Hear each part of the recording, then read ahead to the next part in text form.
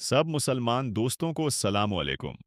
दोस्तों, अहल हदीसों के अकाबरीन उलमा मौजूदा अहल हदीसों के उसूलों से ही बिदाती साबित होते हैं। सबसे पहले सुनाबली साहब की ये वीडियो देखें।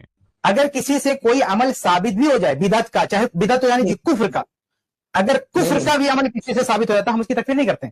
तकफीर करने जाएंगे तो उसके बहुत सारे गायब, यानी तकफीर मुअय्यन, किसी शख्स, मेरे ख्याल से कल भी बात हो रही थी हमारी, किसी शख्स को मेंशन करके जब काफिर कहना होगा तो इसके बड़े जवाबित हैं। ऐसे किसी शख्स को मेंशन करके बिदती कहना होगा तो इसके भी अलग से जवाबित हैं। बाकी हम जनरल कहेंगे कि ये ऐसा करने वाला बिदती है, ऐसा करने वाला जो है काफिर है, ऐसा करने वाला मुशरिक है, ये मुशरिकों का काम है, ये कुफार का काम है। लेकिन किसी का नाम आप लेंगे कि फला आदमी ने ये कुफ्र का काम किया, फला आदमी ने कब्र को सजदा भी किया है, हम कहेंगे कब्र को सजदा करने वाला काफिर है, कब्र को सजदा करना कुफ्र है, सजदे इबादत करना कुफ्र है।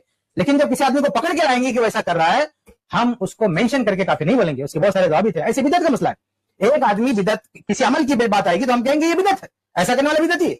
लेकिन जब आप किसी शख्स को मेंशन करेंगे, किसी शख्सियत को, तो गर्चे उसके अमल को हम बिदअत कहें, लेकिन उस अमल, उसके आमिल को हम बिदअती नहीं कहेंगे। उसके बारे में और बहुत सारी जानकारी फराहम करनी होगी कि उसका क्या अकीदा था, उसका क्या मनहज था, किस बुनियाद पे किया, क्या मसाइल थे, वो सारी चीजें तफ्तीश करने के बाद ही आदमी बोल सकता है। जी, सनाबली साहब कहते हैं कि वो किसी मखसूस शख्स को बिदाती या मुशरक नहीं कहते, बल्कि जनरल कहेंगे कि ये अमल करने वाला बिदाती या मुशरक है। लेकिन उनका ये उसूल सिर्फ मुखालिफिन के लिए है, वरना अपने उलमा के हवालों पर उनके ये उसूल तब्दील हो जाते हैं।